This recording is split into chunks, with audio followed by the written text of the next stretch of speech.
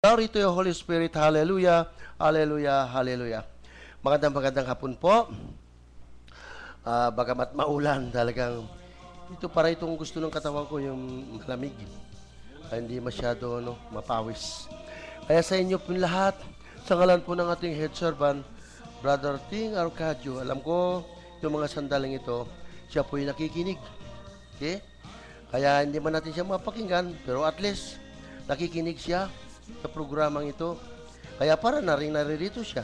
Tayo, Brother Ting, mahal na mahal ka ng Diyos, mahal na mahal ka namin. Kaya ito po ang masasabi ko, Brother Ting, from time to time, maski kagabi sa Bulacan, bago matapos ang vigil doon, ilang bisis na paulit-ulit na pinapanalangin ka ng mga kapatiran doon na nawa, lumakas ka pa. At alam ko, palalakasin ka ng Panginoon, Brother Ting. Opo.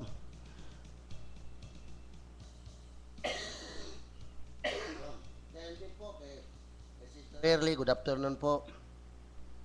At lahat po ng sambahayan mo, Brother Ting, good afternoon. Sister Jo, wait ka lang, wait. Coming soon, Sister Jo. At nasa bag ko na yung nasabi mo yung dalawang blanco. Nasa bag ko na. Kaya maligayang pakikinig sa ngalan ng ating Panginoong Hesus na walang hanggang kaliwanagan. Bueno, mga kapatid, may mga ilan po tayong mga announcement po dito. Ano po? Ito po yung pang-araw-araw nating announcement. Ngayon po ay sa atin pong Sabaduhang pinanunood na programa. Huwag po niyong kaliligtaan yun, mga kapatid. Napakahalaga po yun, no? Kaya nga, kahit na po medyo hirap na hirap tayo, pero ang mahalaga, may pinanunood tayo sapagkat kapakipakinabang po. Mga kapatid, huwag nyo kaliligtaan yan. Okay? Ang programa natin, sayang po yan. Okay, sayang. Yan kumbaga kaloob sa atin ng Panginoon. Kaya sa inyong lahat, huwag nyo kaligtaan po yan. Ano po? No?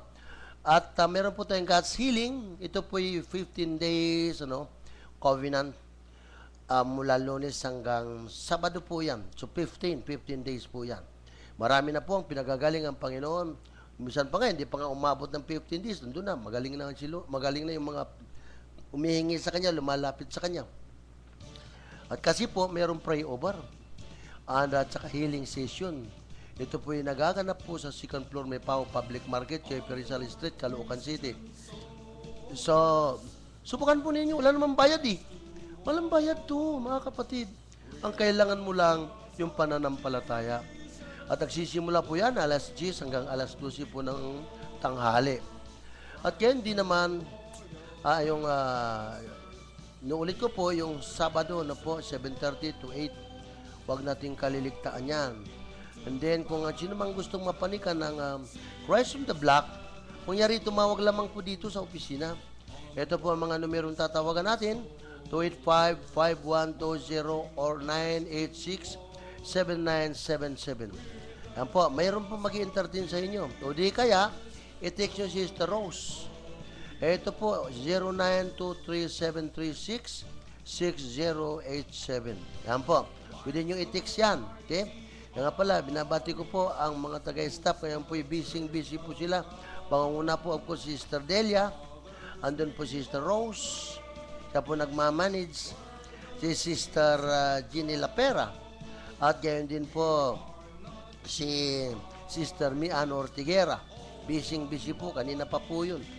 Kaya po sa inyo, happy listening. May monitor ba sila doon?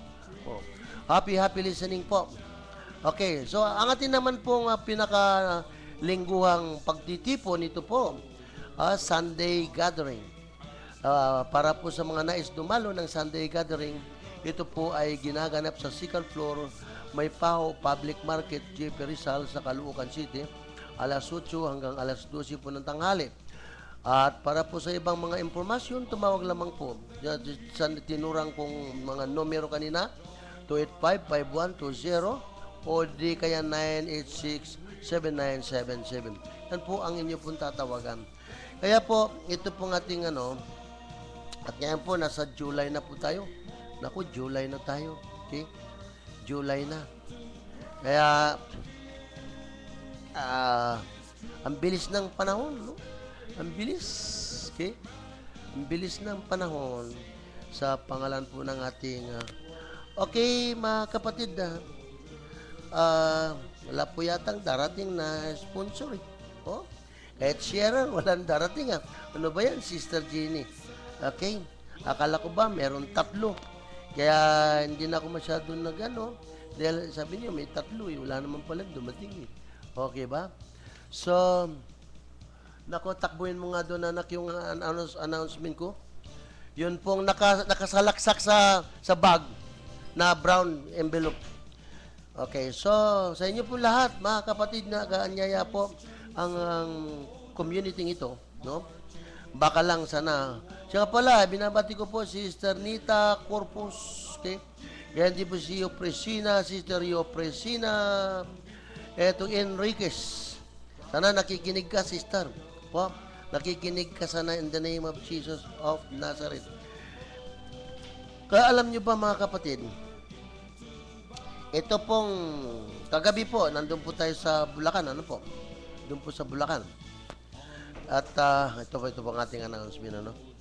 Kasi, okay, so, ito po ang ating announcement para po sa buwan ng kasalukuyan, ano po? Ito po, Revival of the Holy Spirit, okay? Naganap na po yan sa Bulacan, okay? Kasi, ang revival nila, first Sunday, kaya pagkatapos ng gawain dito, pumupunta po tayo doon. And then, ito, Ados, Vigil of Burnett, tapos na po yan. And then, A8 po, Revival of the Holy Spirit, Batangas. A15 po, Revival of the Holy Spirit, Mother Unit. At kasabay po nito, ay ang Revival of the Holy Spirit, Cavite. Kaya sa inyo po lahat, mga taga Cavite, Brother, itong Hobbit Tinumpit, okay? Get ready po kayo dyan, okay? Sa 15 po. And then 19, pastoral meeting. Okay? Pastoral meeting po, itong buwan nito. Sabi ko nga kagabi, napakahalaga po yung pagtitipon ng pastoral na yan sapagkat doon po na pag-uusapan iba't ibang mga problema, iba't ibang, of course, hindi po mawawala talaga yan, hindi mawawala yan. Kung si Kristo nga Kaya hindi tayo po pwedeng hindi tayo magre-report dito. Priority po ang mga coordinator. Kita nyo, pagka-pastoral, unang-unang tinatawag ko Sister Celia kasi malaki po itong kanyang hinahawakan. Buong Bulacan, siya po ang overall doon. Kaya kinakailangan po yung mga sumusunod din dito, yung iba't ibang combine, kinakailangan po mag-report. Yung mga apostol nga ni Kristo pagkatapos silang suguin, report sila, balik sila kay Kristo. Balik sila kay reporting. Ano reporting nila? Lord, kitang-kita namin, bumabagsak si Satanas. Yan. Tanyo? Tuwan-tuwa sila. Sabi ng Panginoon, nakita ko yan. Pero, para bang sinabi niya, huwag tayo masyadong nakatuon doon. Ang mahalaga, ang pangalan ninyo ay nakatala na doon sa langit. Yan. Kaya po, yung pastoral na yan, mga kapatid ko, wag natin na kaliligtaan, itong coordinator, elder, disciples, lahat po mga ano. Pero first priority po dito yung coordinator o overall coordinator. And then sa 21 po, Catholic Life in the Spirit Seminar. CLSS nga, kung tawagin ito, in short. So, sponsoran po ito ng Malabon Combine. Uy, kanina lang nakita ko dito si Sister Lucia. Kita ko siya rito. Okay, so 22 po, Revival of the Holy Spirit, La Union. Of course, meron po talaga nakatalaga yan doon para po, kumbaga, isagawa yung, ano na yan, yung, sa La Union na yan. So, yan po, mga kapatid. Mamaya po, huwag niyong kalilimutan, ano po, meron po tayo Radio Veritas. Okay.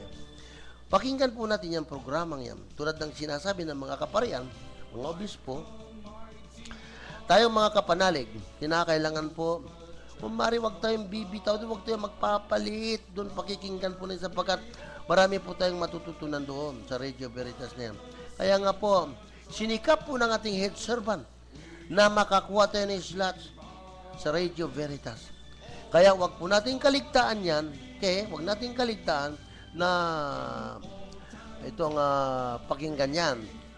So, ano ba tayo? At rest ngayon, San Rafael Fellowship, Raffle Fellowship at Radio Veritas is sponsored by Sister Alice Peña. Belated happy birthday, Sister Alice. Kahapon pala, hindi natin na, di ko alam eh.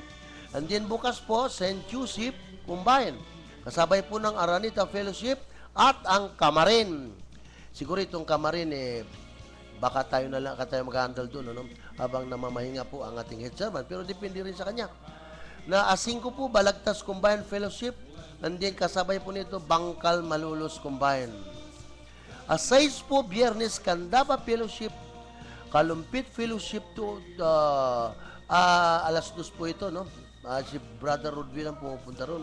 At 200 Family Evangelization, Dame Combined PNR Group, care of Sister Juliet Sahagun. And then Sabado po, mga kapatid, mayroon pong bagong silang combine. Naku po, Sabado, bagong silang, Diyos ko po. Then Mahakot combine.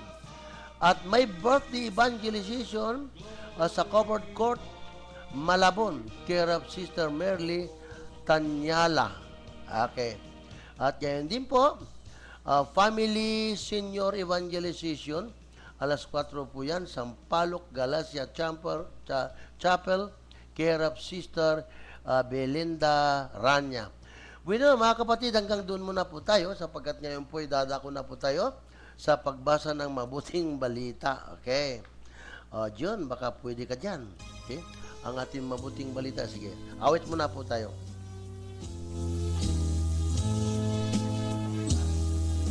Hindi pala yan. Oh.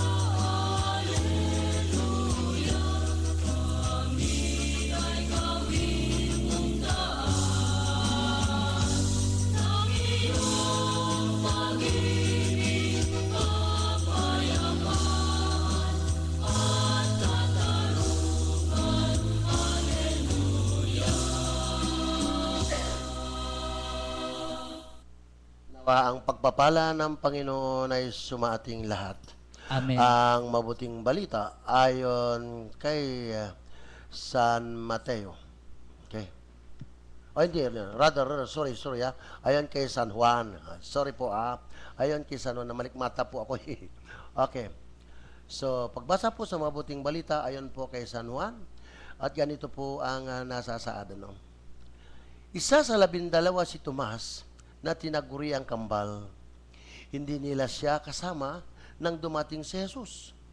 Kaya sinabi sa kanya ng iba pang mga alagad, "Nakita namin ang Panginoon." Sumagot naman siya, "Maliban lamang na makita ko sa kanyang mga kamay ang bakas ng mga pako at maipasok ko ang aking daliri sa bakas ng mga pako at maipasok ang aking kamay sa tagiliran niya, hindi ako maniniwala." Makaraan ng 8 araw, muli na namang nasa loob ang kanyang mga alagad at kasama nila si Tomas. Dumating si Jesus habang nakasara ang mga pinto at pumagit na sa kanila. At sinabi niya, "Sumain niyo ang kapayapaan." At sinabi niya kay Tomas, "Ilapit mo rito ang daliri mo at tingnan ang aking mga kamay.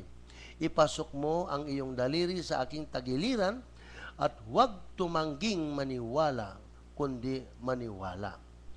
Sumagot si Tomas sa kanya, "Panginoon ko at Diyos ko." "Ikaw," sinabi sa kanya ni Jesus, "dahil ba sa nakita mo ako, kaya ka naniniwala? Mapapalad ang mga hindi nakakita at naniniwala." Brothers and sisters, ito po ang mabuting balita ng ating kaligtasan. Pinupuri ka namin, Panginoong Hesukristo. Okay. Music.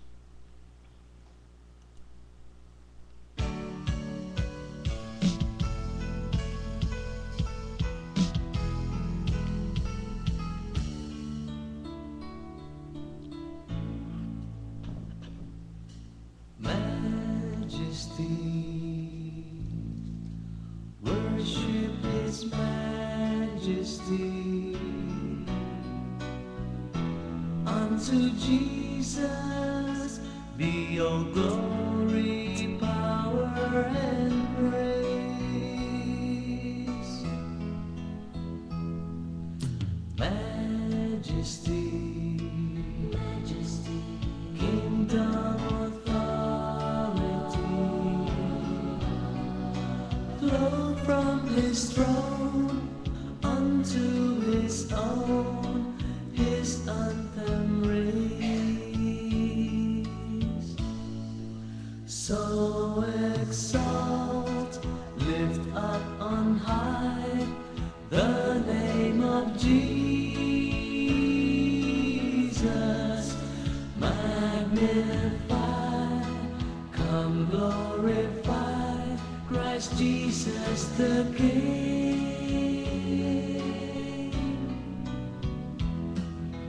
Majesty, worship his majesty. Jesus who died, now glorified, King of all kings. So exalt, lift up on high the name of Jesus. Magnify, come glorify Christ Jesus the King.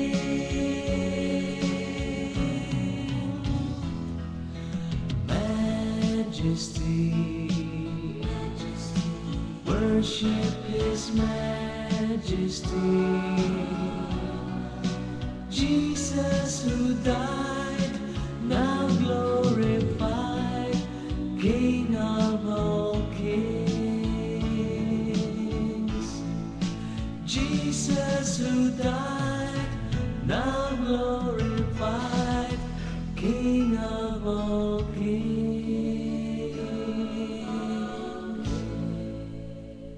Purihin, purihin, purihin ang Diyos na buhay. Bueno, mga kapatid, Brother Ting, magandang hapon pong muli. Alam ko, nakikinig po kayo sa programang ito. At ganun din sa mga staff po sa opisina, nakasalukuyan po, nakikinig din sila. No po? At ganun din po kay Sister Jo Gonzales at lahat po ng sumusubaybay ng programang ito, DWAD, at mamaya, alas 8 po hanggang alas 9, meron po tayo Radio Veritas. Okay. Itoon po natin ang point of reflection natin doon po sa mapapalad ang mga hindi nakakita at naniniwala. Doon po tayo nakatuunan, no po? Okay. Alam niyo po si Tomas, mahilig sa may I go out yan eh. Okay? Mahilig sa may I go out. Yung bang laging alis ng alis, alis ng alis. Ano kaya ang ibubunga nito, yung alis ng alis? Ayan. So, samantalang minsan, nagpakita po ang ating Panginoon, nawala po dun si Tomas, kasi nga, out of the group siya eh. Kaya doon, sabi ng Panginoon, sumain niyo ang kapayapaan. Ayan. Sumain niyo ang kapayapaan. Yan po ang pagbati ng ating Panginoon. Kasi kung bakit, kaya niya binabati ng ganun, kadahilanan, ay yung mga alagad niya, ay mga takot eh. Kapag ang tao natatakot, wala pong peace of mind yan. Kaya, sabi niya, sumain niyo ang kapayapaan. Ayan. So, nagpakita siya. Natuwa yung mga alagad. Yan, nagkita siya. Ilang mga alagad pa sa palagay niyo meron nandoon? 10. Kasi nawawala na yung isa. Si Judas. Wala na. Ngayon, natitira doon 10. Bakit 10? Kasi wala naman si Tomas eh. Laging out, laging out, laging out. Ayan. Tingnan po ninyo, sabi po rito. Si Tomas na tinaguri ang kambal. Wow, kambal. Ano ba ibig sabihin nito? Sino kayang kakambal niya? Yan. Ang kakambal niya po tayo. Kung minsan naniniwala tayo, minsan hindi. Yan. Isa sa 12 po siya, at nung dumating si Kristo, wala po siya doon. Tinan po ninyo, wala siya doon. Now, sapagkat wala siya doon, natapos na yung senaryong yon, dumating si Tomas. Sabi ng 10, "Oy, Tomas, nagpakita ang Panginoon na." Nako, si Tomas pa. Sabi, hindi ako maniniwala. Hanggat hindi ko nasasalat, hanggat hindi ko na ilalagay sa tagiliran niya ang aking kamay, hindi ako maniniwala. So, ganun po na pagtitingnan po natin, ano sa palagay niyo si Tomas? Ang kanyang pananampalataya para bang scientific? Ang scientific pamamaraan po, yung bang to see is to believe. Pag hindi niya makakita, hindi niya paniniwalaan. Kaya kinakailangan makita niya. Kaya sabi niya, hindi ako maniniwala. Ito ano pa sabi niyo sa akin? Hindi ako maniniwala dyan. Kasi, kinakailangan makita. Sino pa magsasabing mabubuhay muli? Pero alam niyo ba mga kapatid, paulit-ulit na sinabi ni Kristo bago po maganap sa kanya yung bago siya mamatay, ilang beses niya ulitin yun. Sabi niya, ang anak ng tao ay mamamatay at sa ikatlong araw muling mabubuhay. So yan po ang banggit po ng ating Panginoon. At parang silang lahat, parang hindi nila pinaniwalaan yun. O siguro hindi lang si Tomas. O hindi, sila lahat, hindi nila pinaniwalaan yun. Nadidinig na, parang ganun lang. Now, makalipas ang 8 araw, sabi po rito, makalipas ang 8 araw, muling nagkatipon sa loob ng bahay ang mga alagad. Alam niyo mga kapatid, yung pinagtitipunan nilang yon. Yon din ang kwartong kung saan naganap ang huling hapunan. Okay? Kaya anong ginagawa nila? Nakasara. Tapos nakatrangka. Kasi natatakot sila, baka sila naman ang damputin. Sila naman ang parusahan. Kaya sa tuwing nagkakatipon sila, maganda rito, baka natatakot sila, at hindi nila masyadong matanggap yung sinabi ng Panginoon nung nabubuhay pa. Pero nagkakatipon, hindi sila nagkakahiwa-hiwalay, maliban lang dito kay Tomas. Yan. Maliban lang doon kay Tomas. Now, kung bakit, makalipas ang 8 araw, muling nagpakita ang Panginoon na nandoon si Tomas. Kaya, pagdating ng Panginoon doon, sabi niya, Tomas, halika rito. Yan. Alam niyo, hindi niya pinagalitan si Tomas siguro, nung makita ni Tomas baka nangangatog na sa takot. Baka sabi niya, pagkagalitan ako nito. Hindi po. Sabi niya, halika rito. Bata po niya, sabi na, sumain niyo ang kapayapaan. Saka sinabi niya kay Tomas, ngayon, halika rito, tingnan mo ang aking kamay at ilapit dito ang iyong daliri. Yan, kumbaga, halika rito. Para yung alinlangan mo, mawala na yan. Okay? Kasi pag nagsimula po ang alinlangan, palabas na po yung pananampalataya. Palabas na yung pananampalataya. Pero pag nagsimula yung pananampalataya, palabas na rin yung pag-aalinlangan. Ayan. So ngayon, nung sabihin ni Kristo, halika rito, daliri mo, salatin mo na, ipasok mo na kung anong gusto mo, para lang magkaroon ng pruiba, maniwala ka, maalis na yung alinlangan mo, ipasok mo ang iyong kamay sa aking tagiliran, huwag ka nang mag-alinlangan, maniwala ka na. Alam niyo kung ano sagot ni Tomas? Panginoon ko at Diyos ko. Imagine, mga kapatid. So, ganon ang kanilang, ganon ang nagiging dialogue nila ni Jesus. Sabi ng Panginoon, halika, salatin mo na. Sabi ni Tomas, Panginoon ko at Diyos ko. Ibig sabihin nun napatunayan niya nga talagang totoo. Talagang totoo nga, si Jesus nga ay muling nabuhay. At nakita niya. Minsan, titingnan po natin kasi may topic ako niyan kung bakit ayaw alisin ng Panginoon yung mga sugat na yun, yung sugat niyon sa kanyang sa mga kamay, kumbaga yung piklat ayaw alisin. Now, ang sabi ni Tomas, Panginoon ko at Diyos ko. Sinabi sa kanya ni Jesus, naniniwala ka na ba sapagkat nakita mo ako? Mapapalad ang mga naniniwala kahit hindi nila ako nakita. Kapatid, kaya pala, kung tayo po'y nagsisimba, no po? Kung tayo po'y nagsisimba, yang katagang yan, no? Yang katagang yan, nakapasok po yan. Sinabi ni Tomas ng Panginoon ko at Diyos ko, yan po'y nakapasok dun sa bahagi ng misa during consecration. Kapag ay tinataas yung ustyang yon at itinataas yung kalis na yon, ang sinasabi po natin, Panginoon ko at Diyos ko. So yan po ang sinabi ni Tomas. Okay? Na, sa akin naman pong pananaw dito, mga kapatid, although si Tomas laging may I go out siya, laging sa labas siya, pero yung kanyang pag-aalinlangan, maganda po ang ibinunga. Okay? Maganda ibinunga. Gaano kaganda? Talaga maganda. Bakit? Kasi po yung katagang yan, ipinasok po dun sa misa. At inuulit-ulit natin, sinasambit yan sa tuwing tayo nagsisimba. Pag sinabi ng pare, itinaas yung hostya, ang sabi natin, Panginoon ko at Diyos ko.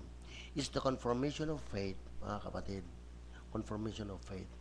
Kaya, para sa akin, mga kapatid, may nagawa po si Tomas. Although, andun yung kanyang pag-aalala, kasi parang ano siya para siyang scientist. Ang scientist kasi, bago ma-aprobahan yan talagang, kumbaga, aprobado na idadaan mo na nila sa experiment. Pag yan ay pumasa sa eksperimento nila, yan, gagawin ng batas yan. Gagawin na sa siyensya. So, parang ganun si Tomas. Okay? Parang ganun si Tomas. Now, kaya nga sinasabi ko, bagamat si Tomas at sa kanya ang pag-aalinlangan, pero ang nakaganda rito, hindi nga siya pinagalitan, kaya ipinasok yan sa misa para yung tayong may mga alinlangan. Alam niyo ba, sa Lanciana, Italy, mga kapatid, meron pong pari doon na Capuchin priest. Capuchin priest. Siya mismo na nagmimis sa pag-itinataas niya yung hostya at saka na yung kalis. Para hindi niya makumbinsi sa sarili niya na ito nga ay laman at dugo ni Kristo. Ayan, pari na yan Sipin nyo pari na yan. Ito po sa Lanciana, Italy. Okay. Now, nagmisa siya. Habang itinataas niya yung hostya, at gayon din, siguro, siyempre, nung itinataas niya yung hostya, kitang-kita hindi na hostya ang tinataas niya, laman na may dugo. Of course, pag may laman, may dugo yan Okay? At alam nyo, nung examinin po yan, hindi po kung saan lang kinuha, yung laman na yan. Yan po'y laman ng puso. Galing sa puso. Kaya hanggang ngayon, kung kayo po'y makarating sa Italy, ay di puntahan nyo yun. Hanggang ngayon, nandoon yun. Sariwang-sariwa. Yan sa Lanciana, Italy. Andoon po yun.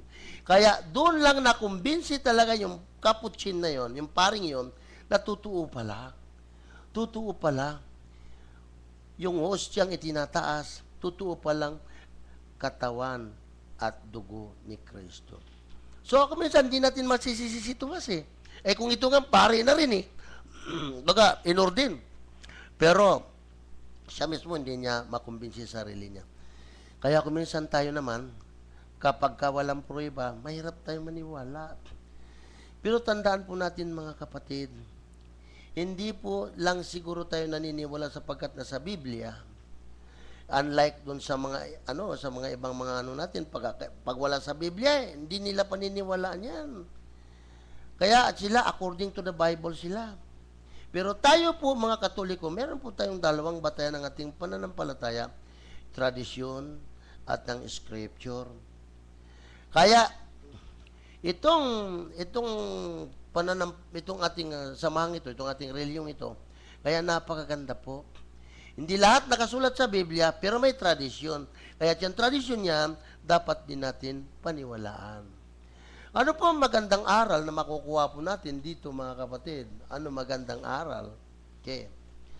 Well, unang-una po talagang bagay at tamang lugar na kapag ay tinataas ang angustya sa consecration, yan po ang ating sinasabi.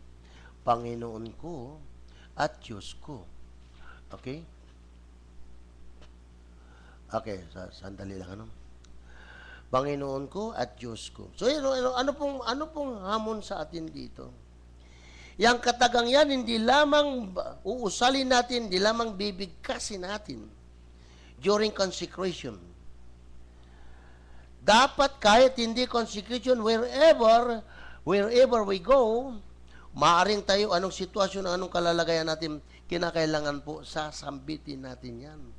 Panginoon ko at Diyos ko. Ibig sabihin nun, mga kapatid, itong katagang ito, ay ito po talaga na galing nga kay Tomas, at ito ang kompromasyon ng pananampalataya. Bueno, meron pong isang, ano po dito, no? Meron pong papuri, no? Papuri. Babasahin ko, pakinggan po natin. Isang magpagpalang umaga po sa ating Diyos na buhay, kay Mama Mary, sa Holy Spirit, sa ating head servant, Brother Ting Arcadio, at sa kanyang sister wife, Sister Early Arcadio, at sa inyo pong lahat, mga brothers and sisters. Ipagpupuri ko po ang malaking pagbabago ng ugali ko. Yan. Kasi po, nakapag-asawa ako ng may anak na nasa una. Nanliligaw pa lamang po sa akin, iyong asawa ko ay ipinagtapat na niya kaagad sa akin na may anak siya. Sabi ko po sa kanya, okay lang, tanggap ko po yung anak, yung bata. Pero po, nung ikasal na kami, biglang nagbago ang ugali ko. Umiral na po ang kasakiman ko dahil kahit kasal na po kami ng asawa ko, nagsisilos pa din po ako sa bata. Okay?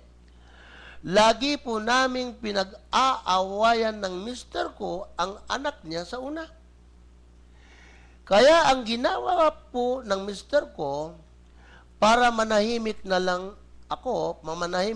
po ako, at di na kami mag-away, itinigil na lang po niya ang sustinto niya sa bata. Kinumpisal ko po itong nararamdaman kong kasakiman sa sarili ko. Kaso plastic lang po pala ang pagkumpisal ko. Kasi kahit naikumpisal ko na po, alam ko po sa sarili ko na hindi ko po din tanggap at namumuo pa rin po ang silos at kasakiman sa kalooban ko. Akala ko po, matatakasan ko na yung kinikimkim ko, yung pala sarili ko po ang niluloko ko at nasabi ko po sa sarili ko, ako ang nagwagi. Pero hindi po pala, mga kapatid, kasi hanggang ngayon, hindi pa po kami binibiyayaan ng anak. Naisip ko na parang kalabit sa akin ng Lord, yun dahil sa kasakiman ko. Pati asawa ko, tinalikuran niya yung responsibilidad niya sa anak niya. Ang kapalit ay hindi po kami makabuo ng anak.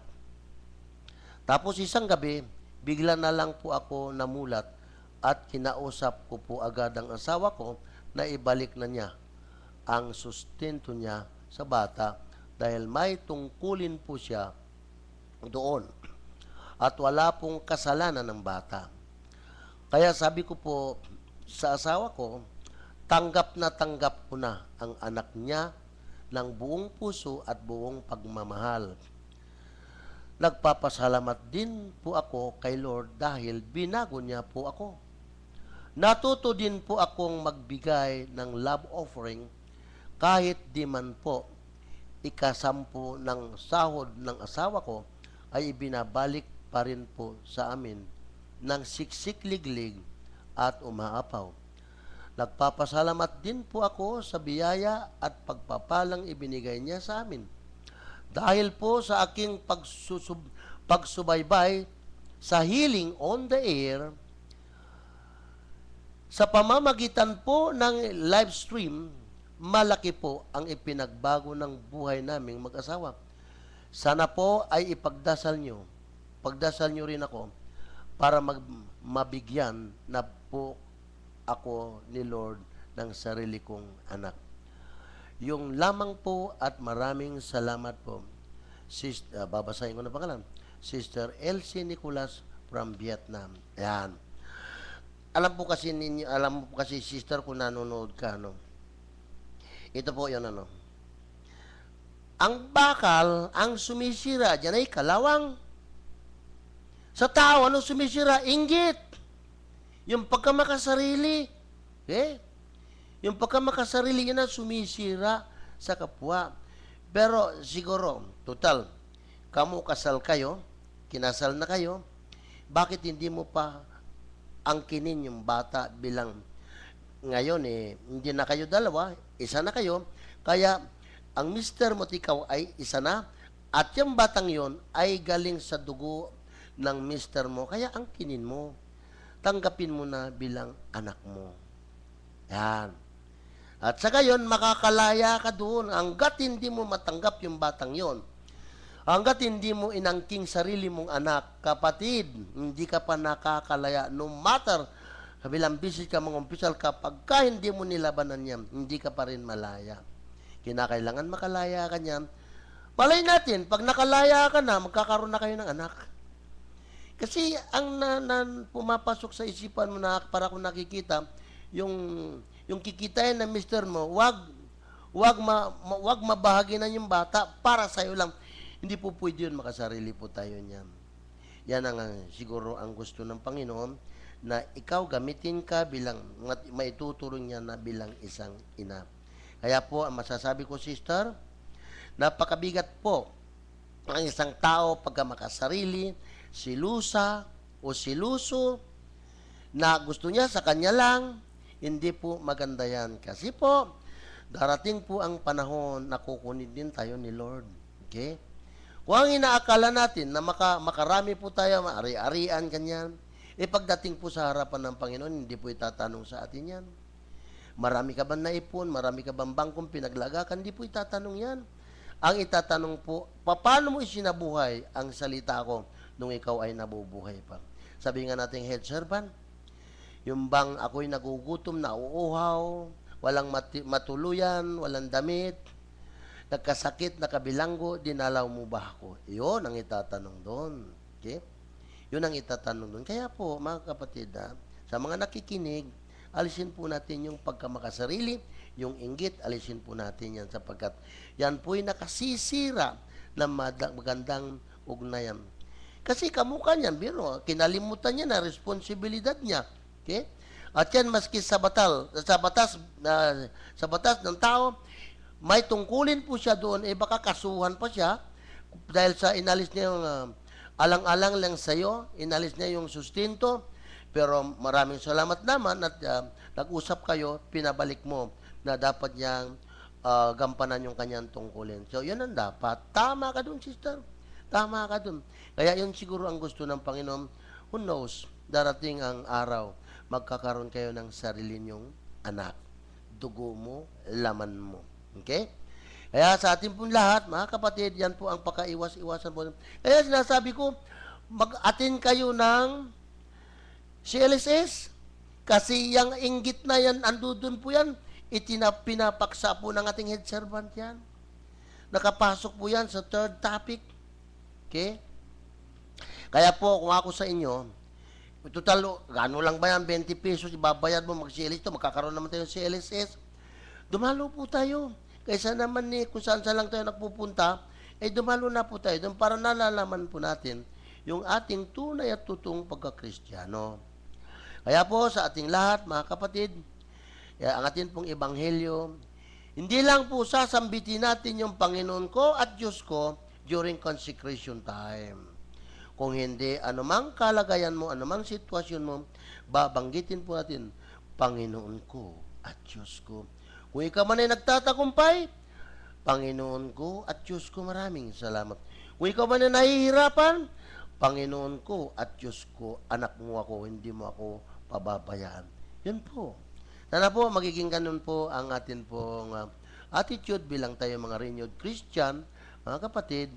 Sa gayon, maluluwalhati natin ang Ama. Kaya, dito, mapalad pa rin tayo. Bakit?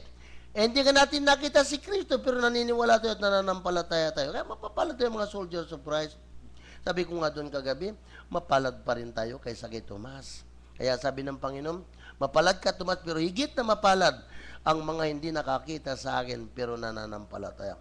Tayo naman naniniwala tayo, no? Sabi ng Panginoon, kung saan merong 2, 3 na nag-uusap, o higit pa doon, nag-uusap tungkol sa akin, naririyan lang ako sa akin yung kalagitnaan. Alam niyo mga kapatid, hindi na kailangan pa makita mo ang Panginoon personally. Sapat na yung nadadama mo parang nandiyan. At talaga nandiyan yan. Talaga nandiyan yan. Kaya ito pong katagang ito, si Tomas, mayroon pong nagawa, no? Mayroon nagawa para sa atin. Okay? Mayroon nagawa. Alam niyo ba, mayroon po akong clippings yan. Kung hindi pa si Tomas nag-alinlangan na sabi niya, sige nga, kung talagang patay na ang mahal na birhen, buksan niyo yung pansyon. Maniwala kayo mga kapatid, yun po yung naganap doon sa Ephesus, doon po na nakatira si San Juan, kaya kasama niya yung mahal na birhen. Ang sabi ng iba, Tomas, wala nang mahal na ina, namatay na. O saan nyo kayo nilibing? Doon. O punta natin doon. Buksan. Para ako rin mausal ko man lang makapagpasalamat, maisiwalat ko ang aking respeto sa kanya. Mga kapatid, nung buksan po yung pansyon, wala na po laman. Ano ibig sabihin nun? Yun ang sinasabi natin. Kaya po, meron po tayong ika-4 na misteryo ng luwalhati. Assumption of the Blessed Virgin Mary. Assumption po, ibig sabihin nun, iniakyat siya kasama ang katawan at kaluluwa. Ito po'y binabanggit ko po ito para sa mga Katoliko lang po ito. Hindi po tayo nakikialam doon sa mga sekta kung ayaw nila maniwala. Pero tayong mga Katoliko, yan ang pinaniniwalaan natin. Ika-4 na misteryo ng luwalhati, ang mahal na birhen iniakyat. Sapagkat yan po ang privilege na ibinigay sa kanya, na dahil sa siya naging masunurin siya, nagkaroon siya ng total surrender, kaya nagkaroon siya ng total consecration. At yan ay isa rin na ambag ni Tomas. Kung hindi niya pa pinabuksan, hindi natuklasan yung pansyon, wala na pala doon ng bangkay ng ating mahal na ina. Nung pabuksan niya, kaya naniwala rin siya na totoo nga pala ang mahal na birhen ay iniakyat sa langit. Nawa, mga kapatid, wag na po tayong mag-alinlangan. Kung anong sinasabi, tinuturo sa simbahan, paniwalaan po natin yan. Amen ba? Sa inyo po lahat, sana po meron tayong napulot na dapat pakinabangan dito po sa Ebanghelyo ito. At sa pangalan po ng ating servant, magandang hapon po at dadako na po tayo sa Healing on the Air.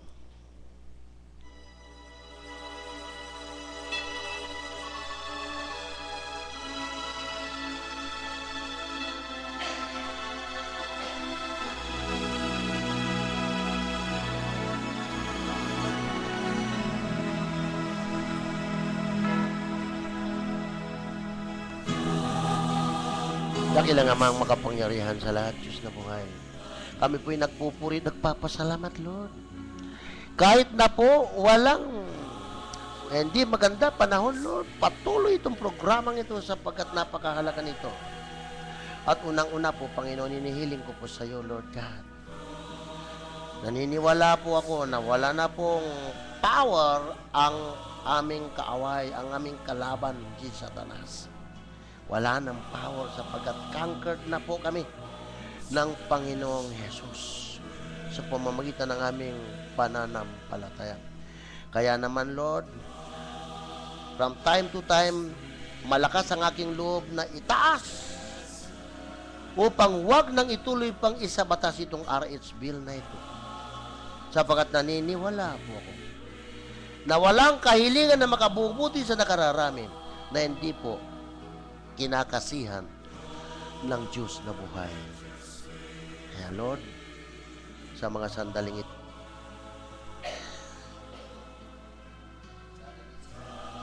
Lord God, of course, itinataas ko po ang aming head servant, Brother Alberto Ting Arcadio, sa mga sandaling ito, Panginoon. Pagalawin mo ang iyong mapagpalang kamay sa kanyang kalamnan, magmula ulo hanggang talampakan, Lord. I-cast out mo iyang mga sakit at karamdaman yan, sapagkat hindi po pwede na manatili sa katawan ng aming head servant, sapagkat yan ay templo ng Espiritu Santo. Kaya Lord, maging ng kanyang may bahay, nawa manatiling naniniwala, God is the powerful God, the greatest healer, the greatest physician. Sa Diyos walang imposible. Kung sa tao meron, sa Diyos wala. At alam ko, itong mga sandaling ito, hinihipo na siya ng Panginoon. Pinataas ko rin po, Sister Carol Tan and family, John Jim Sulapco, Baby Maniflor, Nilda Dante and family, Ising Borsillo and family.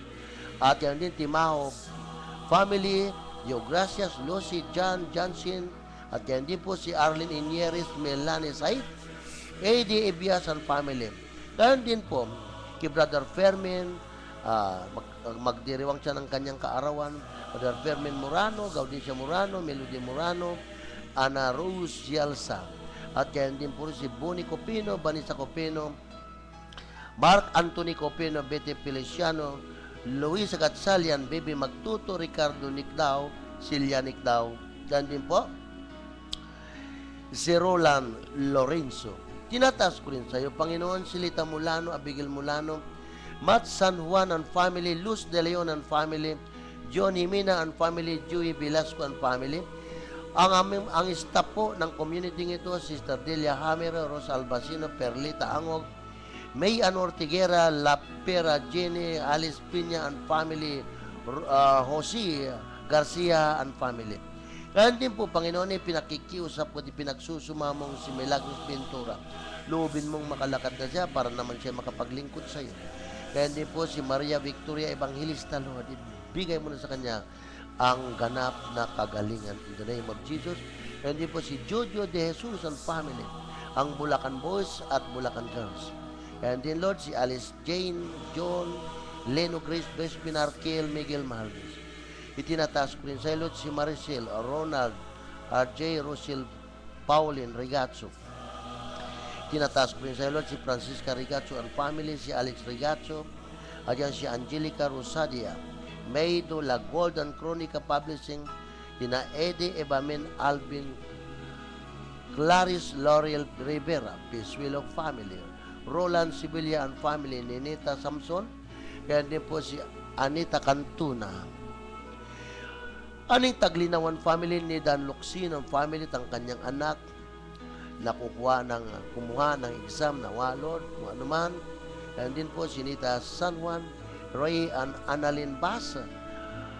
Ganon din po si Ralph Nicole Ricanya, John Paulo Odiver, Cristina Mejia, and din po si Roberto Gallardo, Alexander Odiver, Joan Chris Odiver. And din Panginoon si Francis Maniflor, Irene Beray, Junumpit family, Ria Rico, John Lopez and family, Enrique Boy Bulaon, ganun din po si Palinis family, Ronald Antido, Ana Rose Antido, Ellen Antido, Rogelyn Antido, Rogelio Antido Jr., Jacqueline Takda at Rebecca Los, at yan din Panginoon si Lydia Acedera.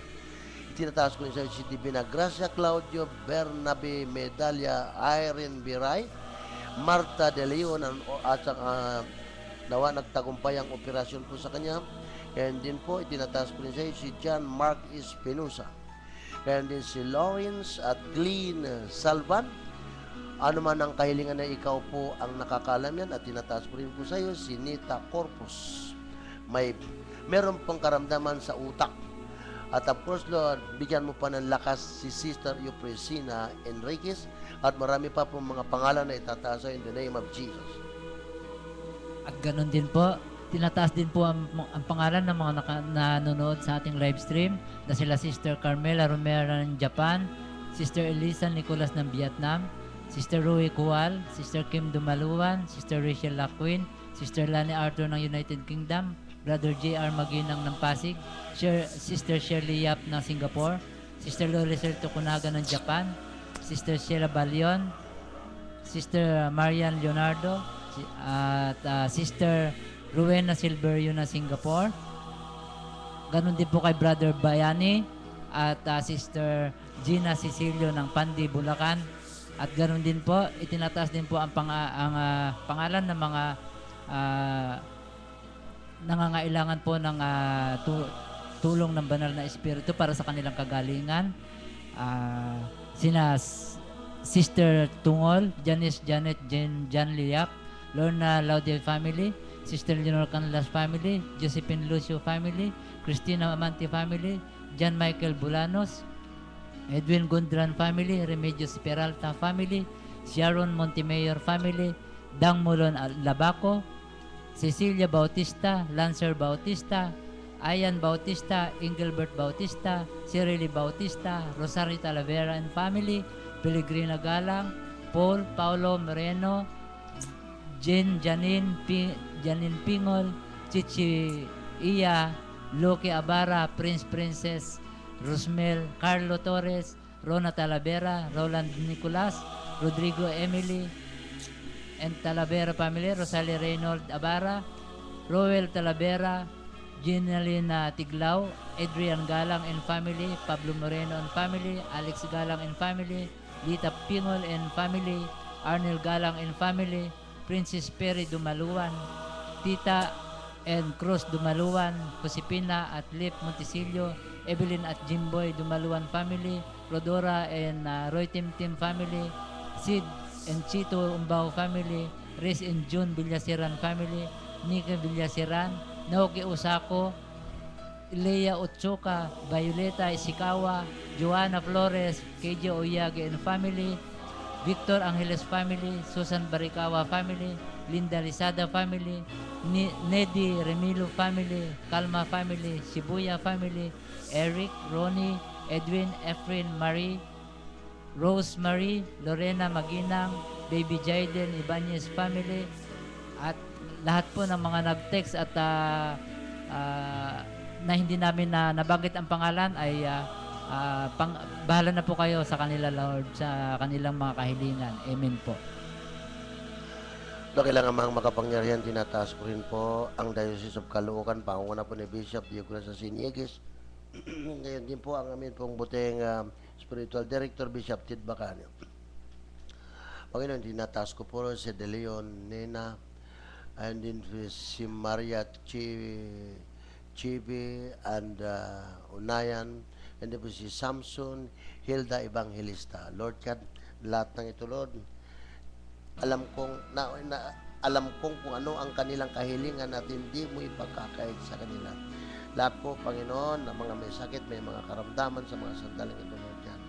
And din, Lord, ang magaganap mamaya na programa sa Radio Veritas, pangunahan mo po kami, bigyan mo kami ng karagdagang karunungan at katalinuhan upang sa gayon ay maisiwalat namin, Lord, ang mga mahalagang bagay. Lalo na po, tinataas ko muli po ang aming pong head servant, mga pong pababayaan, Lord, in the name of Jesus of Nazareth. We praise you, we worship you, we glorify you, Lord, in the name of Jesus. And din po, Lord, patuloy mo kaming gabayan, patnubayan sa mga ilan pang mga malalaking gampanin, Panginoon. Kasi wala po kaming magagawa, Lord, kami hiwalay sa iyo. Kaya ang lahat nitong Ama, hinihiling po namin sa pamamagitan ng makapangyarihang pangalan ng iyong anak na si Jesus, na wala hanggang kaliwanagan kaya sa mga ng Espiritu Santo, nabubuhay at naghahari kasama ni Maria ang aming ina, na patuloy na kami pinagdarasal magpasawalang hanggan. Amen. Luwalhati sa Ama, sa Anak at sa Espiritu Santo, Kapara sa unang-una, ngayon, magpakailanman, magpasawalang hanggan. Sa ngalan ng Ama, ng Anak at ng Espiritu Santo. Amen.